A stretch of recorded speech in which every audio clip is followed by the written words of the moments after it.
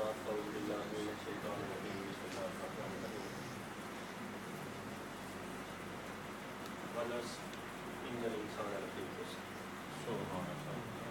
الا الذین آمنوا وعملوا الصالحات وتواصوا بالحق وتواصوا بالصبر صدق اللہ العظیم وصدق رسولہ النبی الکریم قال اللہ تبارک وتعالی فی کتابہ ان اللہ وملائکتہ یصلون علی النبی یا ایھا الذین آمنوا صلوا علیہ وسلم اللهم صل علی سیدنا محمد السلام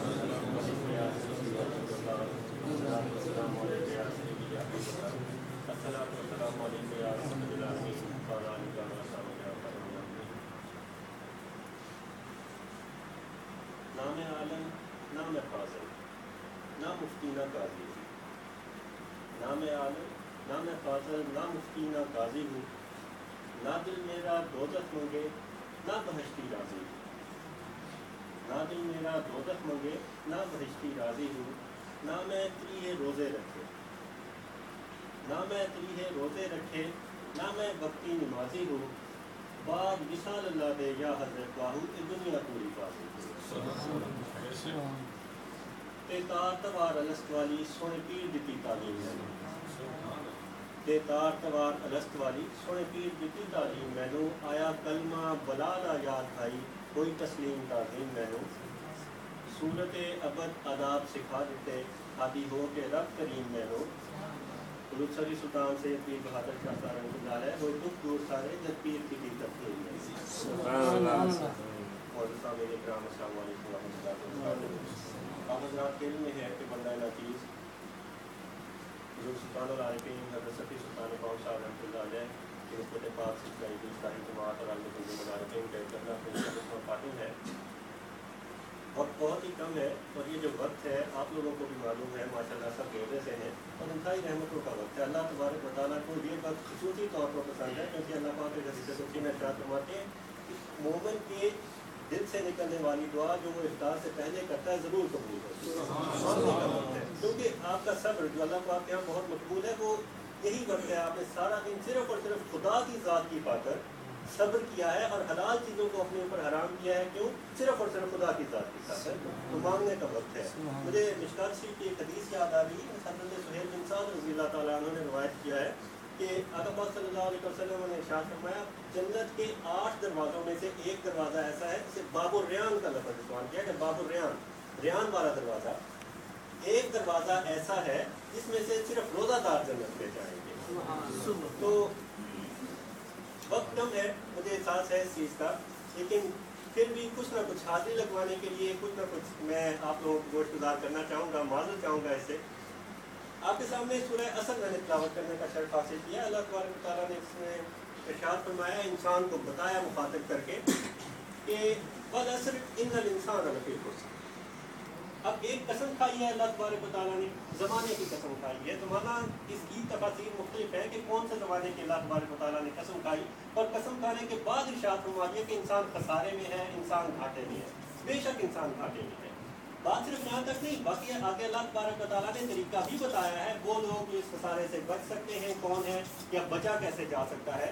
لیکن اگر ہم صرف اسی چیز کو دیکھ لیں کہ بات کیا ہو رہی ہے، والعصر ان الانسان لفی خسر، اب کون سے وقت کی قسم کھائی گئی ہے یا انسان گھاٹے میں کیوں ہے؟ اب انسان ہے کیا؟ بہت بار اس موضوع پہ بات ہو چکی ہے کہ انسان ہے کیا جس کو کہا جا رہا ہے کہ انسان گھاٹے میں ہے۔ کیا یہ جو وجود ہمیں نظر آتا ہے کیا آپ اس کو انسان کہہ سکتے ہیں؟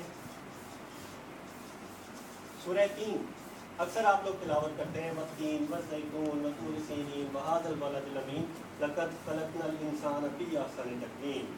اللہ تبارک و تعالیٰ 4 قسمیں، والتین مٹی کی قسم، والزیتون اور زیتون کی قسم، 4 قسمیں اللہ پاک کھا رہے ہیں۔ کیا؟ والتین مٹی کی قسم، والزیتون زیتون کی قسم، وطور سینین طور پہاڑی کی قسم، وہذا البلد الامین اس امن والے شہر مکہ کی قسم۔ 4 قسمیں کھانے کے بعد اللہ تبارک و تعالیٰ نے ارشاد کیا، فرمایا لقد خلقنا الانسان فی احسن تقویم، تحقیق ہم نے انسان کو انتہائی احسن صورت پر تخلیق کیا۔ لیکن 4 قسمیں کھانے کے بعد اللہ تبارک و تعالیٰ فرماتے ہیں ہم نے انسان کو انتہائی احسن صورت پر تخلیق کیا ہے۔ تو احسن صورت ہے کیا؟ آج ہم نعوذ باللہ اگر ہم اس زمانے میں باہر دیکھتے ہیں تو انسان ہمیں ایسے نظر آتے ہیں جسے ہم پنجابی میں کوجا لفظ استعمال کر لیتے ہیں نا. کچھ ٹھیک ہے معذور بھی نظر آئے گا, کسی کو اللہ تبارک و تعالیٰ نے ایک آنکھ سے محروم کیا ہے, تو کیا یہ احسن تقویم جس کی قسم اللہ تبارک و تعالیٰ نے 4 قسمیں کھانے کے بعد ارشاد فرمایا, اس وجود پر آتی ہیں لاگو؟ انسان ہے جس کی اللہ تبارک و تعالیٰ نے قسمیں کھانے کے بعد ارشاد فرمایا, وہ کون سا انسان ہے؟ اب لقد خلقنا الانسان فی احسن تقویم, ذرا بات کو غور سے سنیے گا. اللہ تبارک جس وقت آقا پاک صلی اللہ علیہ وسلم معراج پاک سے تشریف لے کے آئے ہیں واپس, تو صحابہ کرام رضوان اللہ تعالیٰ علیہ مجمعین نے عرض کیا تھا, یا رسول اللہ صلی اللہ علیہ وسلم آپ نے رب کو دیکھا, آپ نے رب کو دیکھا, کس صورت میں دیکھا؟ الفاظ ذرا غور سے, رأیت ربی فی احسن صورت, میں نے اپنے رب کو دیکھا نہایت احسن صورت میں دیکھا. میرے حضور فرماتے ہیں میں نے اپنے رب کو احسن صورت میں دیکھا, اور اس سے احسن کسی کی صورت ہو ہی نہیں سکتی. اور خود اللہ پاک ارشاد فرماتے ہیں لقد خلقنا الانسان فی احسن تقویم, میں نے اسی احسن تقویم پر ہی تو انسان کو تخلیق کیا ہے.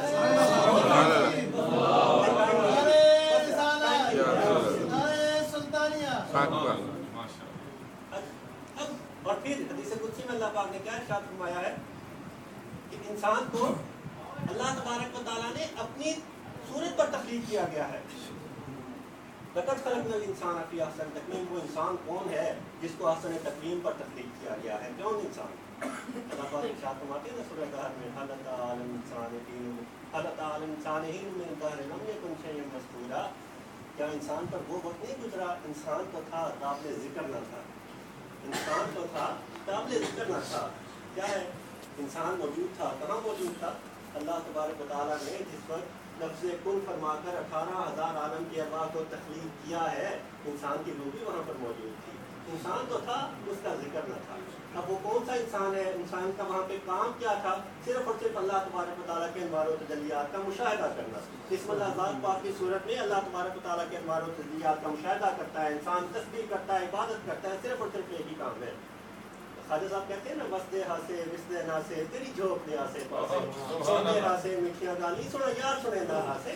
عالم لاہور میں وہ جو ہم نے 4,000 سال کا وقت گزارا ہے, اللہ پاک نے بھی اسی کی قسم کھائی ہے. والعصر هل أتى على الإنسان حين من الدهر لم يكن شيئا مذكورا, وقت انسان پر ایک ایسا گزرا ہے جب انسان تھا قابل ذکر نہ تھا.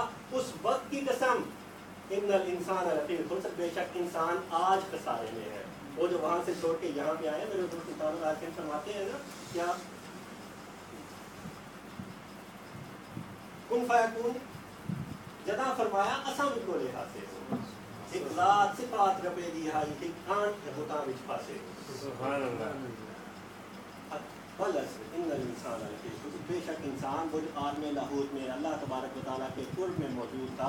ٹھیک ہے, ایک امتحان کی خاطر, آزمائش کی خاطر اس دنیا میں بھیج دیا گیا, دوسرا جہان دیا گیا, دوسرا وجود دیا گیا, لیکن ساتھ کہا گیا کہ انسان خسارے میں ہے. اب خسارے سے بچنا ہے, کیسے بچنا ہے, طریقہ کیا ہے؟ اللہ تبارک و تعالیٰ نے خود ارشاد فرمایا سب لوگ نہیں, کچھ بچیں گے الا الذین, سوائے ان لوگوں کے, سب نہیں سوائے ان لوگوں کے. کون؟ الا الذین آمنوا, پہلی شرط جو رکھی ایمان, جو ایمان لے آئے. اب ایمان کیا ہے؟ ایمان کیا ہے؟ کسی سے اگر پوچھا جائے ہاں جی ایمان کیا ہے, ہم احادیث کا مطالعہ کرتے ہیں. آقا پاک صلی اللہ علیہ وسلم کی ایک بہت ہی مقبول حدیث ہے جو آپ لوگوں نے علماء کرام سے لازمی طور پر سنی ہوگی, کہ کسی نے سوال کیا کہ ہم مومن کیسے بن سکتے ہیں, ایمان والے کیسے بن سکتے ہیں؟ آقا پاک صلی اللہ علیہ وسلم ارشاد فرماتے ہیں تو لوگ اس وقت تک مومن نہیں بن سکتے جب تک اپنے مال, اسباب, اپنی اولاد, حتیٰ کہ اپنی جان سے بھی زیادہ مجھ سے محبت نہ کریں. یعنی ہر چیز سے زیادہ جس وقت ہم محبوب بنا لیتے ہیں حضور علیہ الصلوۃ والسلام کی ذات کو, تو ہم ایمان والے بن جاتے ہیں. بات تو پھر وہی آ گئی کہ اتنا محبوب کرنے کے بعد ہم ایمان والے بن گئے. ہر ایمان کیا ہے جو اتنا سب کچھ قربان کرنے کے بعد ملتا ہے. ایمان لفظ امن سے ہے, لفظ امن سے. ایمان والا کون ہے؟ جس کو امن مل گیا, جس کو امن مل گیا وہ ایمان والا ہے. اب امن ملتا کہاں پہ ہے؟ اللہ تبارک و تعالیٰ قرآن پاک میں ارشاد فرماتے ہیں من دخل اسقط آمنا, جو حریم کبریا میں داخل ہو گیا بس تحقیق وہ امن پا گیا. اب حریم کبریا میں داخل ہو گیا. حضرت سلطان العارفین صرف اس آیت کی تفسیر فرماتے ہیں عین الفتح شریف میں, من دخل فقط آمنا کی تفسیر فرماتے ہیں حریم کبریا کہاں ہے؟ عالم لاہور میں موجود ہے. جو شخص یہاں رہتے ہوئے اس کائنات میں رہتے ہوئے اللہ تبارک و تعالیٰ کا قرب حاصل کر لیتا ہے, اللہ تبارک و تعالیٰ کی معرفت حاصل کر لیتا ہے, اللہ تبارک و تعالیٰ کی رضا کو پا لیتا ہے, بس تحقیق وہ عالم امن میں داخل ہو جاتا ہے, وہ ایمان والا بن جاتا ہے. خسارے سے بچنے کے لیے پہلی شرط کیا رکھی گئی تھی؟ ایمان کی. جن لوگوں نے اللہ تبارک و تعالیٰ کی معرفت حاصل کر لی وہ لوگ خسارے سے بچ گئے. اب دوسری